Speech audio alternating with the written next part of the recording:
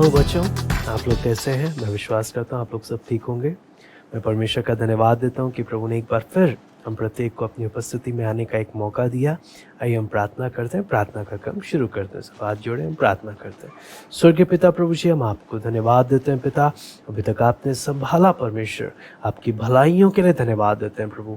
आपका वचन जब हम सीखने के लिए जा रहे हैं प्रभु जी, आपसे विनती प्रार्थना करते हैं अपने वचन को आप हम एक एक को खोल कर दें, समझने के लिए आप कृपा दें प्रभु जी, आप अगुवाई करें। आए के सारी बातों को हम आपके हाथ में सौंपते हैं। सारा आदर महिमा केवल हम आपको देखते हैं। प्रार्थना प्रभु यीशु मसीह के नाम से मांगते हैं, आमीन। बच्चों, आपको याद है पिछली बार हमने किस विषय में सीखा था? हमने सीखा था किस प्रकार परमेश्वर ने इजरायलियों को लाल समुद्र पार कराया, है ना। लाल समुद्र पार करना कोई छोटी बात नहीं थी, है ना। एक असंभव काम था, लेकिन परमेश्वर ने असंभव को भी क्या किया? संभव किया। इसलिए हमारा परमेश्वर कैसा परमेश्वर है? असंभव को संभव करने वाला। हमारे परमेश्वर के लिए कोई काम क्या नहीं है? कठिन नहीं है। आज हम देखने जा रहे हैं उसी घटना के, उसके आगे की घटना के बारे में कि किस प्रकार परमेश्वर लाल समुद्र पार कराने के बाद इजरायलियों को मरुभूमि में लेकर आ गया। और मरुभूमि में आज हम देखेंगे मरुभूमि में मन्ना, मरुभूमि में परमेश्वर कैसे इजरायलियों को प्रबंध कर देता है। आपको मालूम है मरुभूमि हम किसको बोलते हैं? मरुभूमि वो जगह है, वो जंगल वाली जगह है जहाँ पर कोई दुकान नहीं है, कोई बोलते ना खाने की, कोई सब्जी की दुकान नहीं है, कोई राशन की दुकान नहीं है, कोई दुकान नहीं है। सुनसान जंगल, सुनसान मरुभूमि, ऐसी जगह से परमेश्वर अपने लोगों को लेकर जा रहा था। और आपको मालूम है जब ऐसी जगह पे जाने लगे तो सबसे बड़ी परेशानी आपको मालूम है क्या उनके सामने आई? बेचारे इतने सारे लोग हैं, छोटे भी हैं, बड़े भी हैं, बुजुर्ग भी हैं, सब लोग हैं, और लेकिन खाने के लिए कुछ भी नहीं है। सारी परेशानी आ गई, खाने के लिए कुछ भी नहीं है। तो वो घटना के कारण आपको मालूम है इज़राइल लोग परेशान हो गए, बुड़बुड़ाने लगे। और फिर मूसा ने प्रार्थना करी, प्रभु मैं क्या करूं? इस घटना को आपको मालूम है हम निर्गमन 16 अध्याय और गिनती 11वां अध्याय से, इन दोनों बाइबल के इन दोनों अध्यायों में से इस घटना को हम संक्षिप्त में कम रूप से हम लोग इसके बारे में सीखेंगे। तो यहाँ पर आपको मालूम है परमेश्वर ने किया क्या? परमेश्वर ने बोला मेरे लोगों के लिए भोजन नहीं, मैं प्रबंध करके दूंगा। परमेश्वर ने आपको मालूम है क्या किया? परमेश्वर ने वहाँ पे कोई दुकान उकान नहीं लगाई, या परमेश्वर ने किसी को भेजा नहीं। परमेश्वर ने बोला मैं अपने लोगों को भोजन दूंगा। परमेश्वर ने स्वर्ग से, बाइबल में लिखा है स्वर्गदूतों की रोटी, स्वर्ग की वो रोटी परमेश्वर ने इजरायलियों को दी, नीचे गिराई। जब इजरायलियों ने पहली बार उसको देखा उठाकर, वो छिलके जैसा लग रहा था देखने में। जब हम वचन पढ़ते हैं ना तो उनको देखने में लगा ये क्या छिलके छिलके जैसा है, लेकिन धनिये के समान, वाइट कलर के स्पेशल धनिये के समान ये लग रहा है, येलो रंग का लग रहा है। तो है क्या चीज़ ये?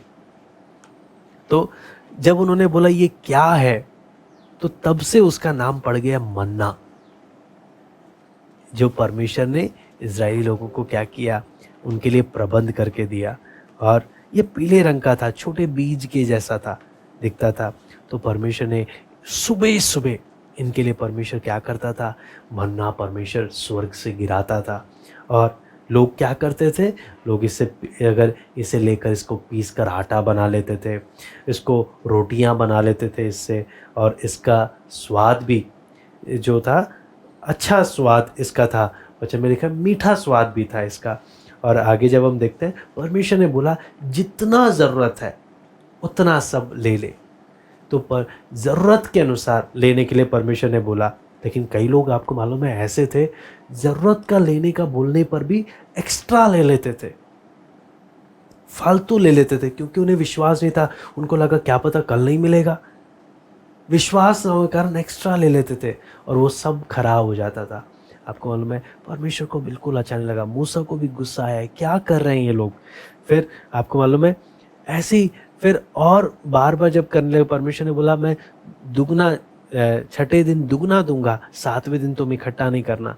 लेकिन ये लोग फिर भी विश्वास नहीं करते थे, 7वें दिन भी चले जाते थे, कुछ नहीं मिलता था। तब आपको मालूम है परमेश्वर यहाँ पर एक एक सबसे मुख्य बात परमेश्वर बोलता है, तुम लोग मेरी आज्ञा और व्यवस्था को कब तक नहीं मानोगे?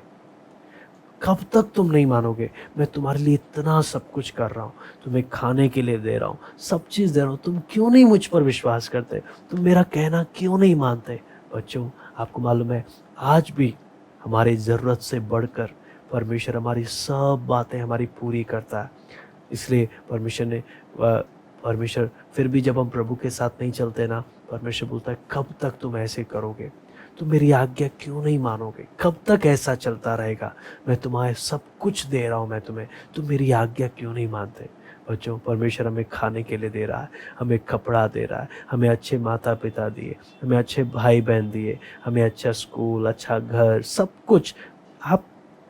आप उन लोगों को मत देखो जिनके पास आपसे ज़्यादा है, आप उन लोगों को देखो जिनके पास जो आपको मिला है वो भी नहीं है। सोच कर देखो परमेश्वर ने कितनी आशीष हम एक एक को दी है ना। हर रोज परमेश्वर की आशीष को हम देखते हैं। आज जब हम इस क्लास को देख रहे हैं, कितने लोग कोरोना से हमारे देश में, पूरी दुनिया में लोग परेशान हैं। परमेश्वर ने हम सबको वचन सीखने के लिए जब बिठाया है, मौका दिया है, ये एक परमेश्वर की बहुत बड़ी एक दया है, परमेश्वर की आशीष है हमारे जीवन में कि परमेश्वर हमें मौका दे रहा है। तो बच्चों, हमें हमेशा परमेश्वर को धन्यवाद देना है, परमेश्वर की आज्ञा माननी है। वचन में जब मन्ना पढ़ते हैं ना, वचन मन्ना बोलने के मतलब परमेश्वर हमारी शारीरिक ज़रूरतों को, परमेश्वर हमारी आत्मिक ज़रूरत को सब कुछ देता है। लेकिन कई बार हम क्या करते हैं, हम ध्यान नहीं देते, है ना। ध्यान नहीं देने के कारण, हमारी लापरवाही के कारण परमेश्वर को दुख लगता है। तो यहाँ पर जब हम वचन में देखते हैं कि ये जब ज़्यादा होने लग जाता था, लोग एक्स्ट्रा लेने की कोशिश करते थे, तो ये सूर्य की गर्मी से क्या हो जाता था, सब का सब पिघल जाता था। आपको मालूम है 40 साल तक, 1-2 दिन नहीं हुआ, 40 साल तक परमेश्वर ने स्पेशल स्वर्ग से परमेश्वर ने अपने लोगों को मन्ना खिलाया, पेट भर कर खाना खिलाया, पूरे उनके जीते जी। इससे हमें क्या चीज़ समझ में आता है, हम जिस परमेश्वर पर विश्वास करते हैं, मालूम है कोई दुकान हो ना हो, कोई में हमारे साथ हो ना हो, कोई हेल्प करने वाला हो ना हो, हमारा परमेश्वर उसमें इतना ताकत है कि सब दुकान अगर बंद हो जाएगी ना, परमेश्वर स्वर्ग से खिला सकता है। आपको मालूम है इजरायलियों ने विश्वास नहीं किया, परमेश्वर को अच्छा नहीं लगा। आज जब हम वचन सीख रहे हैं, हमारे दिल में ऐसा होना, प्रभु मुझे आप पर विश्वास है, मुझे आप पर विश्वास है। आपको याद है पहली क्लास संडे स्कूल में हमने देखा, एक लड़के के पास 5 रोटी और 2 मछली थी। उसने नहीं बोला अरे इतनी सी एक ही मम्मी ने मेरे लिए टिफ़िन पैक करके दिया है, मैं बाकियों को नहीं दूंगा, ये मेरा है, बाकी जाएं, बाकी वो बड़े लोग हैं, उन लोगों के पास पैसा होगा, सब होगा, है ना। कभी कभी हमारे पास जब खाना होता है हम छिपा लेते हैं, किसी को नहीं देते, अरे मैं चुपके चुपके खुद ही खा लूँगा। आपको मालूम है उस लड़के का आदत क्या था, उसके पास जो था उसने वो दिया। और आपको मालूम है उसके उस 5 रोटी 2 मछली से 5,000 से ज़्यादा, मेरा मानना लगभग 10,000 लोगों ने पेट भर के खाया होगा। और आपको मालूम है वचन में लिखा है सबके पेट भर के खाने के बाद भी 12 टुकड़े, 12 टोकरी रोटी और मछली के क्या हो गए, बच गए। कितना अद्भुत काम परमेश्वर ने उनके द्वारा किया। तो इसलिए परमेश्वर के वचन में जब हम देखते हैं, ये परमेश्वर का एक अद्भुत काम है। अब याद करने वाली आयत मैं आपके सामने रखता हूँ। यीशु ने उनसे कहा, जीवन की रोटी मैं हूँ, जो मेरे पास आएगा वो कभी भूखा ना रहेगा, और जो मुझ पर विश्वास करेगा वो कभी प्यासा ना होगा। मैं दोबारा से बोलता हूँ, यीशु ने उनसे कहा, जीवन की रोटी मैं हूँ, जो मेरे पास आएगा वह कभी भूखा ना होगा, और जो मुझ पर विश्वास करेगा वो प्यासा ना होगा, कभी प्यासा ना होगा। कहाँ पे लिखा है? यूहन्ना 6:35, यूहन्ना 6:35। Very good. अब मैं आपसे कुछ सवाल पूछने जा रहा हूँ, आपने उसका जवाब देना है, ठीक है। उम्मीद करता हूँ आपने ध्यान से इसको सुना होगा। लाल समुद्र पार करने के पश्चात वो लोग कहाँ गए?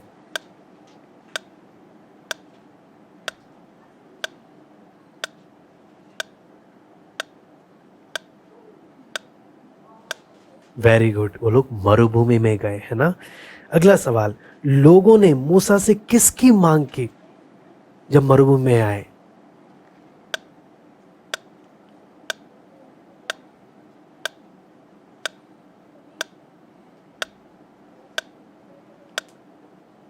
भोजन की मांग कर रहे थे, है ना, क्योंकि खाना नहीं था वहां पर।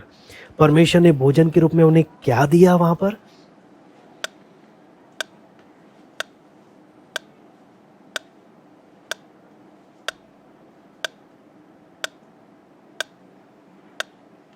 परमेश्वर ने स्वर्ग से मन्ना खिलाया, है ना। अगला सवाल, सूर्य के निकलने पर मन्ना का क्या होता था?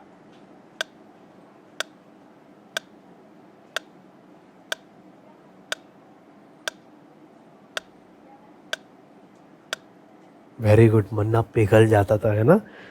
मरुभूमि में कितने वर्ष तक उन्होंने मन्ना खाया?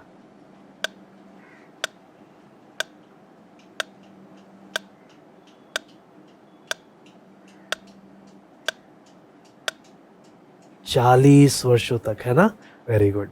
बच्चों, आइए हम प्रार्थना करते हैं, प्रार्थना करके समाप्त करते हैं, ठीक है। प्यारे परमेश्वर, हमारी दिन भर की रोटी आज हमें दे। जिस प्रकार हमने अपने अपराधियों को क्षमा किया है, वैसे ही हमारे अपराधों को क्षमा कर। ये प्रार्थना हम प्रभु यीशु मसीह के नाम से मांगते हैं, आमीन। ओके बच्चों, बाय, फिर मिलते हैं।